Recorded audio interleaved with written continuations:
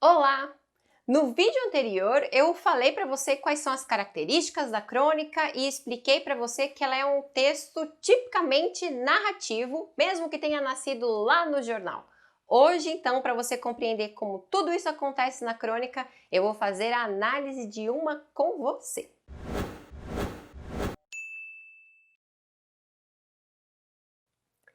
Bom, agora então vamos para a parte mais esperada, que é a análise propriamente dita de uma crônica. Só para a gente relembrar um pouquinho do que eu falei no vídeo anterior sobre as características da crônica, então lembrar que é sempre uma dúvida se é um texto de literatura ou se é um texto jornalístico, porque a crônica nasceu no jornal, as primeiras crônicas no Brasil foram publicadas no jornal, até mesmo a sua própria história do gênero textual. Então, muitos confundem com um texto jornalístico, mas não é, Ele é mais considerado uma literatura por conta da sua linguagem, por conta da sua abordagem, Ele apresenta uma visão pessoal, subjetiva, do autor diante de um fato cotidiano qualquer que foi colhido no noticiário ou numa outra situação de experiência pessoal do autor, do cronista. Quase sempre explora o humor, então não necessariamente precisa ser um texto humorístico, tanto que esse de hoje ele não é engraçado, Às vezes diz coisas mais sérias por meio de uma aparente conversa fiada, tipo, tô conversando com você, mas eu quero que você reflita. Então pode ser uma atitude despretensiosa, que apresenta a beleza e a delicadeza de uma coisa banal e insignificante. Acho que é isso que me faz gostar tanto da crônica, É conseguir observar como a beleza e como a delicadeza, como a singeleza, situações que às vezes passam por nós e a gente nem dá muita bola para elas. Bom, então aqui essa é uma informação importante para você guardar aí como a característica da crônica, O cronista, ele proporciona ao leitor uma visão mais abrangente, que vai além do fato. Então ele mostra para esse leitor que de outros ângulos, os sinais de vida que diariamente deixamos escapar, pois nós focamos apenas no fato concreto, sem refletir sobre ele. Sabe aquela situação que você vê e fala, eu não acredito que isso aconteceu. A cena da crônica de hoje com certeza vai promover isso, esse sentimento em você. Você pode ter vivenciado ou, se for vivenciar no futuro, uma cena assim você pode nem dar o valor, a beleza que no caso do cronista desse texto deu. Então, quais são as características? O que a crônica possui? Narrador, personagens, lugar, tempo e espaço. As características dela é uma narração curta, descreve fatos da vida cotidiana, pode ter um caráter humorístico, crítico, satírico, irônico, possui personagens que são comuns, às vezes quanto mais comum, melhor, Melhor não, às vezes extrapola o nível do comum, se é que existe algum nível, Mas são pessoas normais, ok? Eu, você, normais. Segue um tempo cronológico determinado, então não precisa dizer, isso aconteceu das 8 da manhã ao meio-dia, mas a gente consegue ter uma noção temporal. Uso da oralidade na escrita e do coloquialismo na fala dos personagens, isso pode acontecer, é permitido, lembrando mais uma vez que isso depende muito do tema, e do leitor do seu texto, Se você for trabalhar com um assunto muito sério, não cabe usar muito da informalidade, da oralidade, ok? Claro que o respeito ao padrão culto da língua portuguesa, Respeito às regras gramaticais permanece independente do estilo de linguagem. E basicamente é uma linguagem simples, Dificilmente há um rebuscamento da linguagem, porque se é um texto que vai ser publicado no jornal, para um leitor, por um leque muito amplo de leitores, não quer afastar esses leitores, pelo contrário, quer atraí-los, quer deixá-los envolvidos na história. Então não pode ser nada muito complexo, com um linguajar que destoe aí do cotidiano, ok? Então por isso que é uma linguagem simples. Então para nossa análise mesmo, eu escolhi aqui a última crônica, do Fernando Sabino. Esse texto, né, em especial, ele é muito analisado, né? Você pode ter visto ele em outras situações, isso não tem problema, né? Porque ele é muito, muito bonito, ele é tocante. Então, acho que esse é um dos motivos da escolha, né, de vários professores, né? Eu não pude evitar aqui de trazer esse texto porque ele é lindíssimo, está entre os meus favoritos. Em especial, o Fernando Sabino é um dos meus autores favoritos, então eu tinha que ser uma crônica dele também. Essa em especial eu gosto, eu acho ela é muito didática para tudo que a gente precisa conversar aqui hoje, tudo que você precisa compreender mesmo em uma crônica. Porque, primeiro, a gente consegue observar os elementos da narrativa de uma forma bem clara ao longo de toda a exposição, ao longo de toda a narração. Também a gente consegue observar todos os elementos e tem alguns detalhes de linguagem que são muito legais para você observar. Claro, você vai produzir uma crônica aí para o vestibular, né, para alguma prova. Então aqui a gente não está trabalhando com uma escrita criativa para você ser um autor de crônicas, escrever um livro. Se você tem esse sonho, se você é um cronista, tem aí alguns textos escritos, eu dou todo o apoio, né? Conte comigo para isso, para ser sua leitora, inclusive. Porém, quando a gente pensa num processo de avaliação, a gente tem que entender a técnica, não é? Tem que entender tem que entender a construção desse texto, né? Os elementos que compõem esse texto de uma forma bem clara e bem objetiva, ok? Então, por isso a escolha desta crônica. No final, né, eu vou falar de outros autores que você pode pesquisar e pode ler. Com certeza tem muitos textos deles na internet para você aí ampliar o seu repertório, ok? Mas essa escolha foi, então, uma escolha pessoal pelo autor e uma escolha didática, ok? Então, vamos lá, vamos para a leitura da crônica.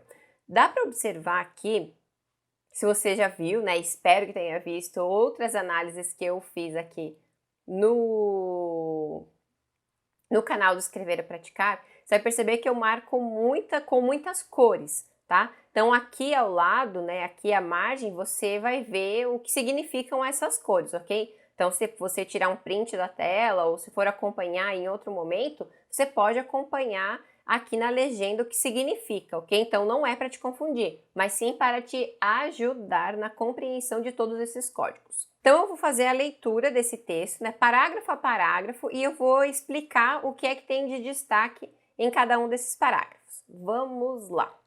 A última crônica.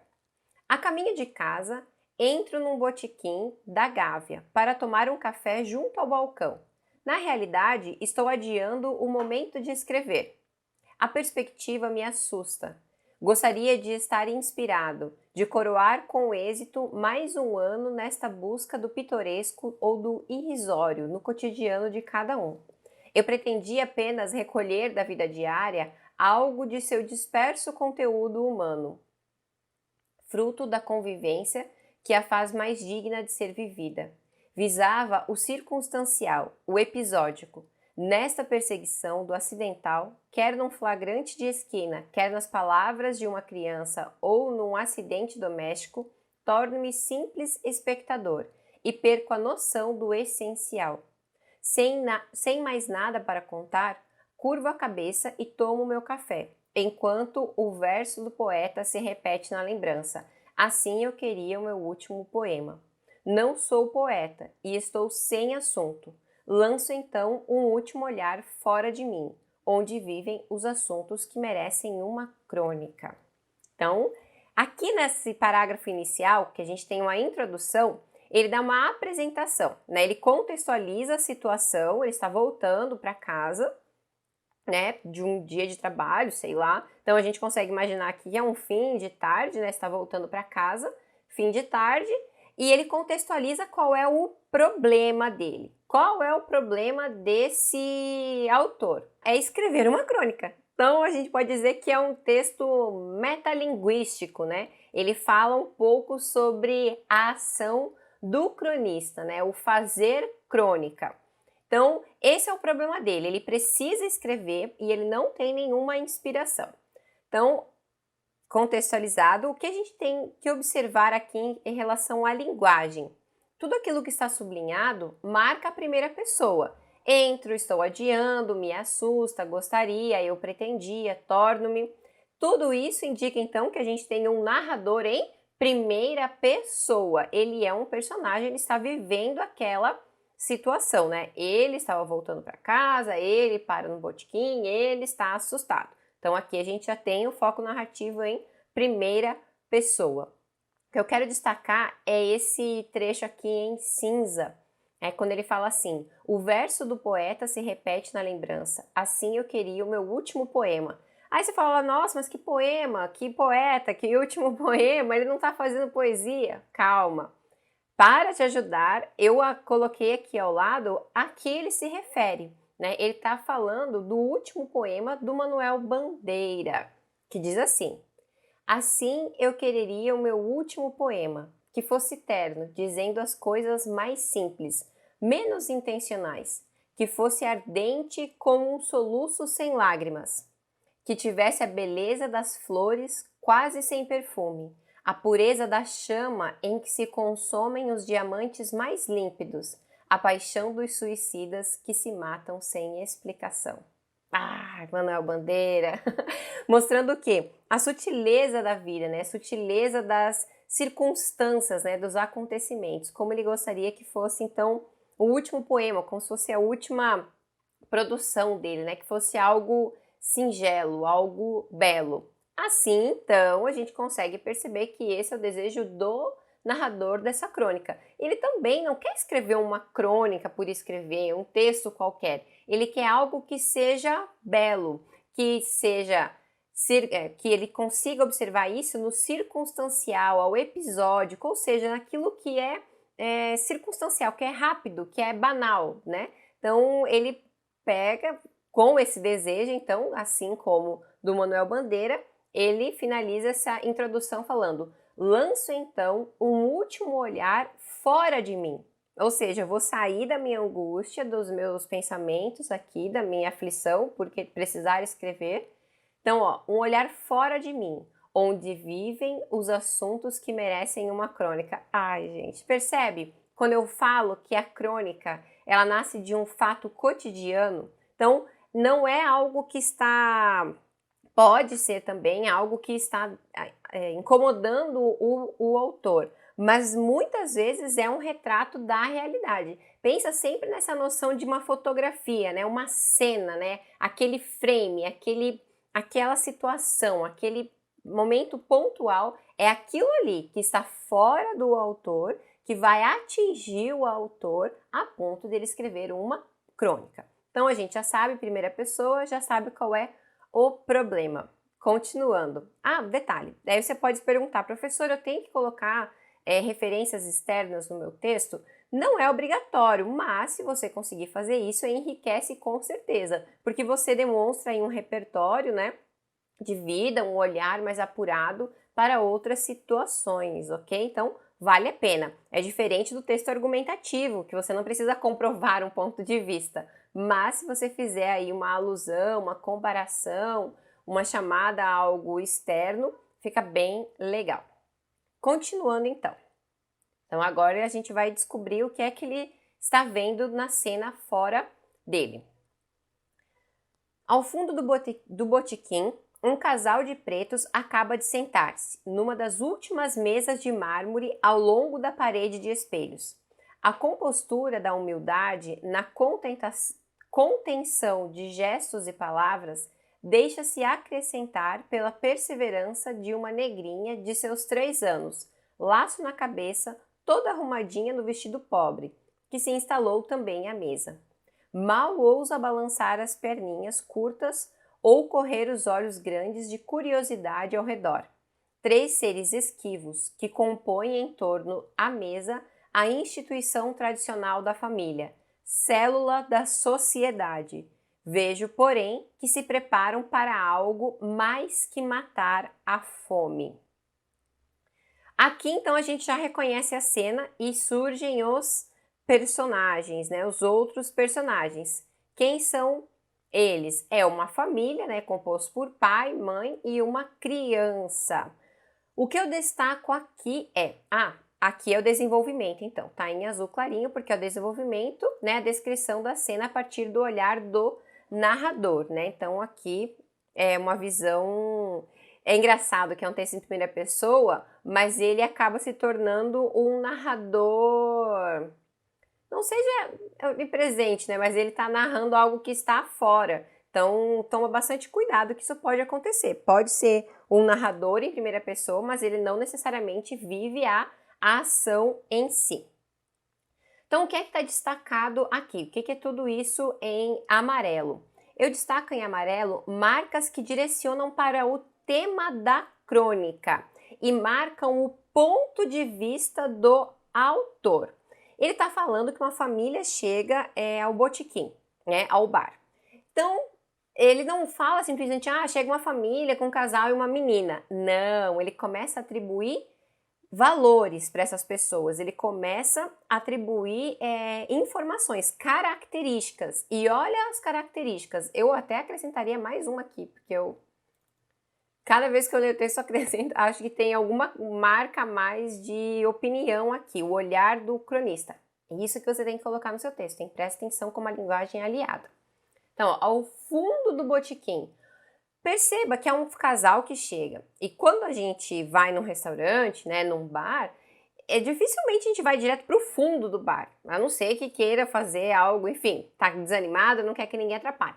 Mas o normal não é isso. O normal é você chegar até o balcão ou ficar nas mesas ali, mais no centro. Até porque a gente imagina assim, se eu ficar no fundo, o garçom não vai me ver, eu vou demorar para ser atendida, essas coisas.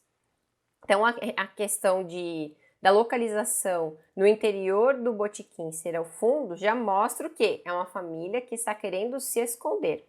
E aí ele atribui, é um casal de pretos, né? Então, na nossa sociedade, a gente, quando fala de uma família branca, a gente não fala é uma família branca, a não ser que quer destacar, né? O nosso infeliz racismo estrutural. Mas quando o autor aqui escolhe por colocar, né, por imprimir qual é a cor da família, ele está querendo marcar justamente isso. Olha, a sociedade faz a diferenciação, né? Isso acontece. Então eu vou trazer essa característica, né, para o texto. Não é preconceito, né, não é racismo, mas sim é para mostrar mesmo como uma característica familiar, como uma característica racial, infelizmente, né, acaba trazendo outras características junto dela, né, que é, de uma certa forma, falar desse racismo estrutural, ok?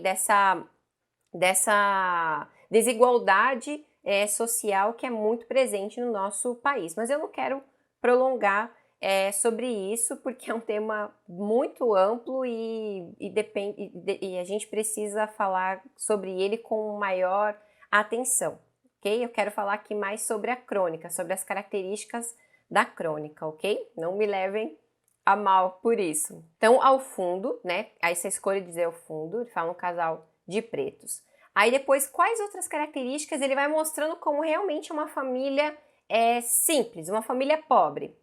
Humildade, né? A compostura da humildade, da contenção dos gestos e palavras. Então, a família que está com vergonha, né? Está segurando aí as suas emoções, a sua forma de agir, né?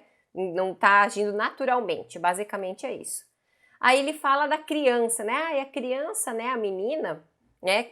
Negrinha. Então, ele reforça aqui e o diminutivo também traz esse peso a mais, né? Da fragilidade, por ser criança também, né?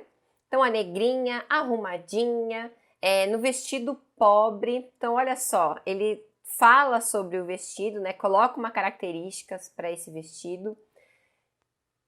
Quando eu falo de características numa narração, né? Numa descrição, é isso, a gente tem que perceber quando a presença desses elementos é importante para a construção do enredo, para envolver o leitor, para que ele veja exatamente qual é o cenário que eu estou falando, né, que eu estou narrando. Então ele fala, criança arrumadinha, no vestido pobre, que se instalou também à mesa. mal ousa balançar as perninhas. Provavelmente os pais falaram, ó, você tem que ficar quietinha, você tem que se comportar, você não pode ficar bagunçando, nananana. E a criança estava ali se segurando, né? Então, ele termina assim, né? A descrição dessa família. Esse parágrafo todo é descritivo, ok? Então, ele fala 3 seres esquivos, ou seja, seres que estão se disfarçando, estão fingindo que não, estão tentando fingir que não estão ali para ninguém notar muito a presença deles, né? Que compõem em torno da mesa a instituição tradicional da família, célula da sociedade. Aqui a gente também mais uma crítica social, né? A gente não fala, né, que a família é a instituição tradicional, é a célula inicial da sociedade, tal. Esse é um conceito muito falado, né? É real. Mas quando a gente fala isso, a gente traz um valor muito positivo. Mas aquilo que ele descreveu antes, todos os adjetivos, era muito positivo?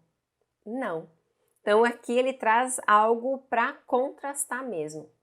E aí, para finalizar, ele fala: vejo, porém, que se preparam para algo mais que matar a fome. Esse matar a fome também está associado ali à humildade da família, né? Então, eles não foram lanchar, não foram comer, tomar um café como o autor fez, né? Parar no botequim. Não, eles foram matar a fome. É diferente de fazer um lanche, é diferente de confraternizar.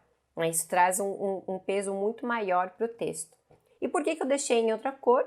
Então, tudo aquilo que estiver nesse vermelho, bordô, enfim, marca o quê? Uma observação do narrador. Então, essa é a característica principal da crônica. Eu queria chegar aqui, não, para os próximos a gente vai perceber mais rapidamente. Enquanto um conto, né, ou uma outra narração, a gente tem o foco na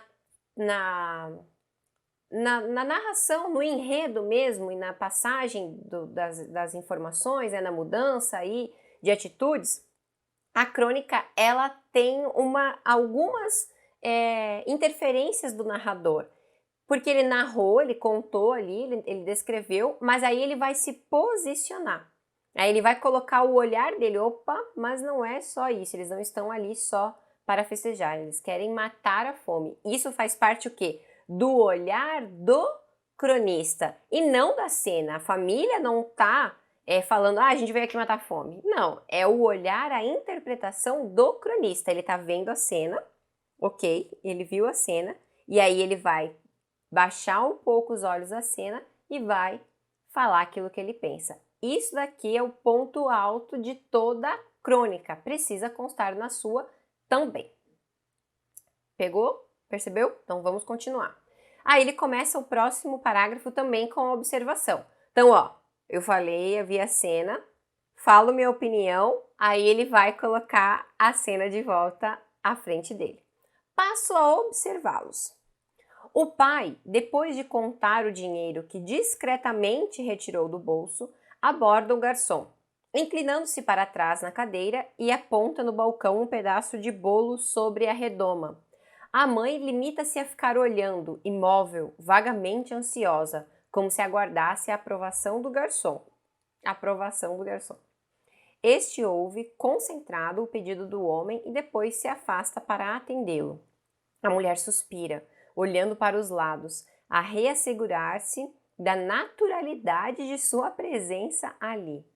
A meu lado, o garçom encaminha a ordem do freguês. O homem atrás do balcão apanha a porção do bolo com a mão, larga-o no pratinho, um bolo simples, amarelo escuro. Apenas uma pequena fatia triangular. Então, nesse parágrafo aqui que a gente percebe mais uma vez as marcas, né, do posicionamento do autor, né, do cronista. Depois de contar o dinheiro, olha só, não é solta lá a nota de 10, de 50, o cartão e depois vem com o troco. Não, ele sabia o que ele queria, então ele contou. Um dinheiro contado mostra que é uma família simples, uma família pobre. Discretamente retirou do bolso. Quem é que tem vergonha de estar num lugar para pagar, né? Para pegar algo, para pedir algo e pagar? Depois ele fala da mãe, né? Ele descreve um pouco a mãe, ele fala da atitude dela. Limita-se a ficar olhando imóvel, vagamente ansiosa, né? A pessoa tá ansiosa, fazendo pedido pro garçom, como se aguardasse a aprovação do garçom. O garçom, né? Ele tá ali para anotar nosso pedido e ir lá pegar aquilo que a gente solicitou. Mas ele não vai dizer assim, não, isso não vou trazer para você. Isso não acontece, não é atribuição do garçom, né? Então perceba como a família estava constrangida, como não era habitual estar ali, estava se sentindo deslocada, né? Este ouve concentrado, depois que o garçom sai, né? A mulher suspira. Gente, a mulher estava tão ansiosa que ela estava prendendo a respiração enquanto o garçom estava falando. Aí quando ele falou, beleza, você quer um pedaço de bolo? Ok, vou lá buscar. Olha o medo dessas pessoas de não estarem acostumados em estar ali. Olhando para os lados. Eles já estão no fundo do botequim, fica olhando para os lados ainda, a reassegurar-se a naturalidade de sua presença ali. Mostrando mais uma vez que não estão acostumados em ficar ali. O que eu quero destacar aqui no final é quando o garçom vai lá no balcão e pede, o homem atrás do balcão serve, né, a porção do bolo, o verbo que ele usa aqui, né, larga-o. Tipo, você vai pedir um pedaço de bolo, você não espera que a pessoa largue, não vai fazer assim, né, pá, pega aí. A gente espera que ela coloque, né, que ela, enfim. Ou não é nem uma ação digna, digamos assim, de ser narrada, de estar dentro do enredo, mas para forçar tanto ali o pesar, né, a fragilidade, a humildade, ele fala, ó, larga-o. As pessoas que estão ali não é que estão desprezando a família, mas é um botequim, é um bar, né, algo que já não tem muita sutileza, né, nas formas de agir, de atender. E aí ele coloca um atributo também, né, um bolo simples, amarelo escuro, apenas uma pequena fatia triangular. Quantas pessoas estavam à mesa? 3 pessoas, mas foi solicitada apenas uma fatia. Olha a construção aqui, a escolha dos elementos que o narrador está contando, tudo isso faz sentido para mostrar cada vez mais uma situação simples do cotidiano de pessoas comuns que nem gostariam de ter virado crônica, se for parar para pensar, né, como elas estão se escondendo. Mas aí a sutileza do olhar do cronista. Continuando. A negrinha, contida na sua expectativa, olha a garrafa de Coca-Cola. Olha só, ganhou o bolo e queria Coca-Cola. E o pratinho que o garçom deixou à sua frente. Por que não começar a comer? Vejo os 3, pai, mãe e filha, obedecem em torno à mesa um discreto ritual. Então, olha só, ele fala, né, que a menina continua ali com o contida, né? Todas as marcações em amarelo agora marcam essa... tudo para reforçar as características de humildade, né? O direcionamento para o tema da crônica. E aí, entre essa observação da Coca-Cola, ele coloca a observação do próprio narrador, né? Por que não começar a comer? Ou seja, foi servido, o que a gente faz quando chega um sanduíche? Já começa a comer. Vejo os 3, pai, mãe e filho, obedecem em torno à mesa um discreto ritual. A gente imagina o quê? Eu, quando leio essa crônica, imagino que eles estão fazendo um ritual de agradecimento, sabe? Quando as pessoas fecham os olhos, juntam as mãos e agradecem pelo alimento. Pode ser isso, né? Um discreto, olha só. Não estão ali falando alto, é um discreto. A mãe remexe na bolsa de plástico preto brilhante. O que é que lembra isso? Para mim, lembra um saco de lixo comum, né? Plástico preto e brilhante. Mais uma característica importante para a história. Retira qualquer coisa. Tipo, tá ali mexendo.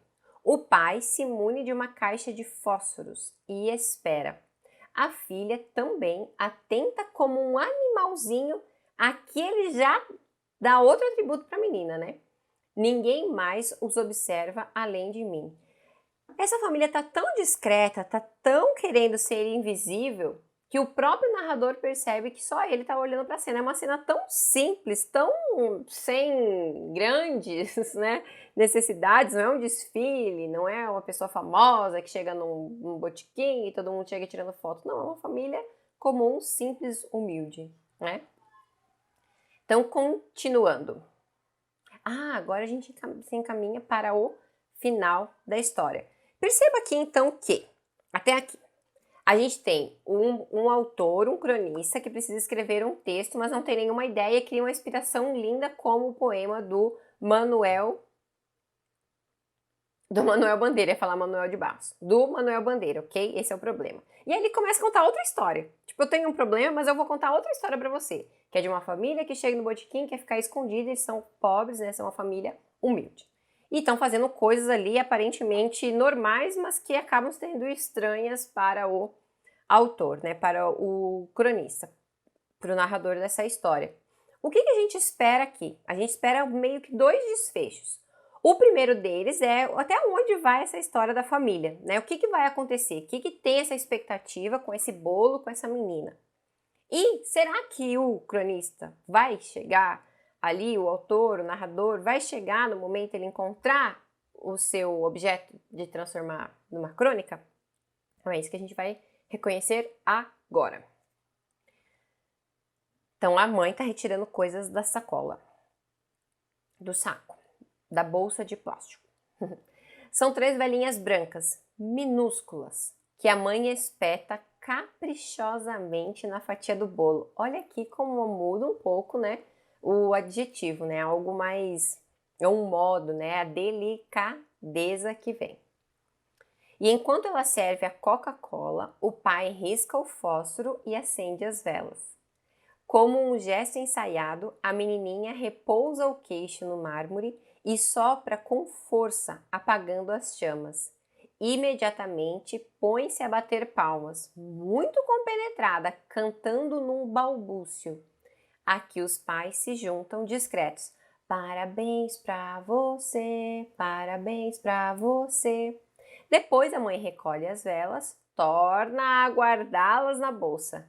A negrinha agarra finalmente o bolo com as 2 mãos sôfregas e põe-se a comê-lo. A mulher está olhando para ela com ternura. Ajeita-lhe a fitinha no cabelo crespo. Limpa o farelo de bolo que lhe cai ao colo. O pai corre os olhos pelo botequim, satisfeito, como a se convencer intimamente do sucesso da celebração. Dá comigo de súbito, a olhá-lo. Nossos olhos se encontram. Ele se perturba constrangido, vacila, ameaça abaixar a cabeça, mas acaba sustentando o olhar e enfim se abre num sorriso. Assim, eu quereria minha última crônica, que fosse pura como esse sorriso. Ai, gente, é lindo. Então, o parágrafo final aqui a gente tem o quê? Então, toda, né, a situação narrada é porque era aniversário da menina. Então, eles foram ali comemorar, né? Fazer um ritual, né? Uma festa para a menina, né? Então, aqui mais uma sequência de características, ó. 3 velhinhas brancas minúsculas, né? Bem pequenininhas, pode ser porque estavam muito usadas, porque depois a mãe guarda na bolsa, né? Apaga a vela ali, ela já guarda. Normalmente a gente faz o quê? Pega a vela, joga fora, já deixaria no prato, deixaria ali pro próprio estabelecimento se desfazer da vela, né? Ela não, ela guarda, porque pode ser, né, um sentido de reutilizar. Cantando num balbúcio, eles já estão escondidos no fundo do botequim, é uma família que fica se contendo, né, para não ter grandes manifestações ali de fala ou de movimentos, então eles cantam muito baixinho. Parabéns para você. Quando foi cantado parabéns para você numa festa sua, baixinho? Não, né, gente? Parabéns é sempre alto, é sempre uma gritaria, né? É sempre um momento de muita bagunça, é um momento de muita bagunça na festa, mas eles não, né? Eles estão em outra situação. Então a menina agarra o bolo, olha só, ela não começa a comer com um garfinho ali, né? Degustando, ela não tá degustando, ela agarra o bolo com 2 mãos sôfregas, né? Então, com 2 mãos sedentas, com muita vontade de comer aquele bolo, com muita vontade. E aí aqui eu destaco com o laranja o clímax da história. Porque a gente tem o quê? Uma família tá querendo ser o mais discreto possível, ir lá cantar o parabéns e ir embora, certo? Mas aí o que acontece? O pai começa a olhar se alguém está visualizando. E aí ele dá, né, o olhar se cruza com o narrador da história. E aí quando ele percebe que tem alguém observando, ele fica o quê? Constrangido.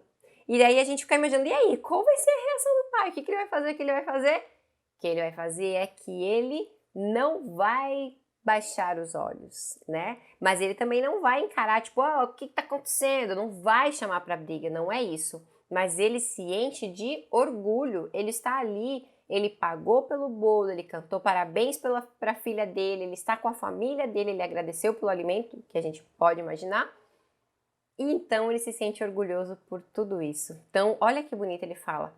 Dá comigo de súbito, a observá-lo, nossos olhos se encontram. Ele se perturba, ou seja, num primeiro momento, e agora?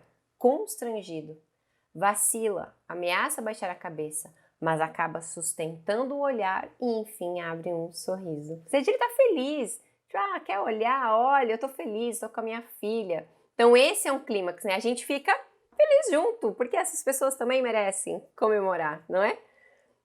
Mas aí falta um outro desfecho, que é o do cronista, que vem na afirmação final. Assim eu quereria minha última crônica, que fosse pura como esse sorriso. Eu não coloquei aqui como clímax, por quê? Porque a gente não tem certeza se vai... Na verdade a gente sabe, né? Porque se transformou numa crônica, mas ele não deixa isso claro. Tipo, isso foi o que me inspirou para a crônica de hoje. Não, não é isso que ele diz, mas ele dá essa reflexão, eu diria, tanto que eu anotei aqui, né? Um desfecho que retoma a referência ao poema, citado no início, né? E aí ele faz a reflexão dele, assim eu quereria, olha só, um desejo futuro, é a reflexão dele, e assim ele finaliza a crônica. É um texto lindo, né? Eu falo que é meu favorito. Acho que toda vez que eu reler esse texto eu vou encontrar novas informações. Esse texto está disponível no Recanto das Letras, né? Tem o link aqui, eu vou deixar o link também na descrição do vídeo para você ler quantas vezes você quiser, fazer as suas próprias anotações, né? Que tal você ir lá, pegar esse texto, depois assistir esse vídeo de novo e fazer as suas anotações ali à margem? É uma boa ideia. Então, só para finalizar, os elementos da narrativa que a gente tem. Narrador em primeira pessoa, a gente não tem o nome dele, né? Não posso dizer que é o Fernando Sabino, porque isso não faz parte do texto literário. O narrador é o narrador, nem sempre é o autor, ok? Então, narrador em primeira pessoa. Os personagens, pai, mãe, filho, eu coloquei garçom e o próprio narrador, porque ele faz parte. Tem o cara atrás do balcão, podemos acrescentá-lo aqui também, né? Vou colocar aqui, moço do balcão. O narrador, porque de uma certa forma a ação dele foi importante, né? Tipo, ele... como é que ele... Qual é o verbo? Meu Deus, eu esqueci. Larga, né? O bolo no prato, então ele tem a sua relevância. O lugar é um botequim, não tem grandes transformações, não fala da rua, não fala de outro lugar, não fala de onde essas pessoas vêm. O tempo é a volta para casa do narrador, a gente não tem outra noção, não dá para dizer se é de manhã, se é de tarde, e poucos minutos, né? Esse texto, essa cena é bem rápida, digamos assim, pode ser uma meia hora no máximo, né? Foi o que eu imagino, foi o que eu imaginei, e o enredo não tinha ideias para escrever uma crônica e finaliza com uma ideia. Essa é a parte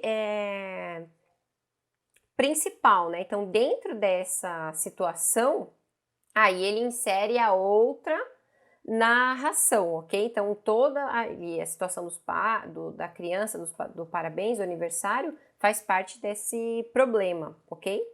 Então, aqui é interessante a gente pensar que é um fato cotidiano, um recorte de uma cena, que poderia ter passado bem despercebida. Fala de questões sociais, né, de desigualdade social, das pessoas não se sentirem à vontade, uma família negra não se sentir à vontade para estar no estabelecimento, para cantar parabéns para sua filha, uma família com dificuldades sociais, porque elas não foram lá comprar um bolo inteiro, compraram só um pedaço de bolo, e toda a descrição dele, né, fala ali.